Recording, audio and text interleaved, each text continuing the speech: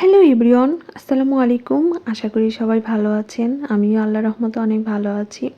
তো আজকে রাত্রে খাওয়ার পরে আমার বর বলতেছে যে রাত্রে আমার জন্য কিছু নাস্তা বানিয়ে দিও।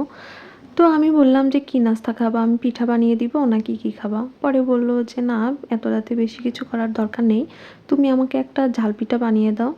তারপর ঝাল পিঠা বানানোর জন্য কাঁচামরিচ পেঁয়াজ কেটে রেখেছিলাম, তার মধ্যে সামান্য হলুদও দিয়েছি। এরপর 1 কাপ ময়দা দিয়ে দিব। এখানে শুধু একটা পিঠা বানাবো, তার জন্য আমি সামান্য ময়দা দিয়েছি। এরপর পানি দিয়ে দিচ্ছি, অল্প অল্প করে পানি দিয়ে তারপরে আমি আটার ডোটা বানিয়ে নিচ্ছি। অনেকে আবার এই পিঠাকে চাপড়ি পিঠা বলে, মানে ঝাল চাপড়ি। আর এই চাপড়ি পিঠা কিন্তু গরম গরম খেতে দারুণ মজা। আমার বর না এরকম পিঠা ভাজা পোড়া এগুলো খাইতে খুব বেশি পছন্দ করে, মানে ছোট মানুষের মতো আর কি। আর আমার বর যেগুলো খেতে পছন্দ করে ওগুলো রান্না করতেও আমি আনন্দ পাই।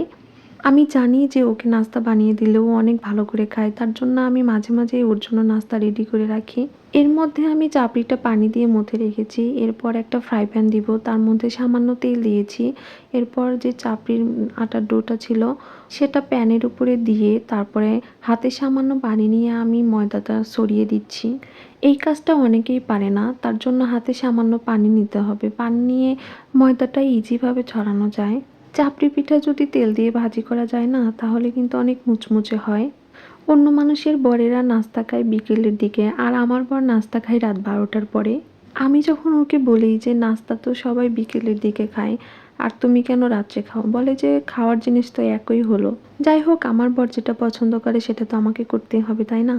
এই তো আমার গরম গরম চাপড়িটা রেডি। এখন ওকে দিব, আমি খাওয়ার জন্য গরম গরম পরিবেশন করব, তার জন্য একটা প্লেটে নিলাম। আচ্ছা, আপনারা গরম গরম চাপড়ি পিঠা কে কে পছন্দ করেন বলেন তো? আর আপনাদের এলাকায় এই পিঠাটার কী নাম বলে সেটা অবশ্যই জানাবেন।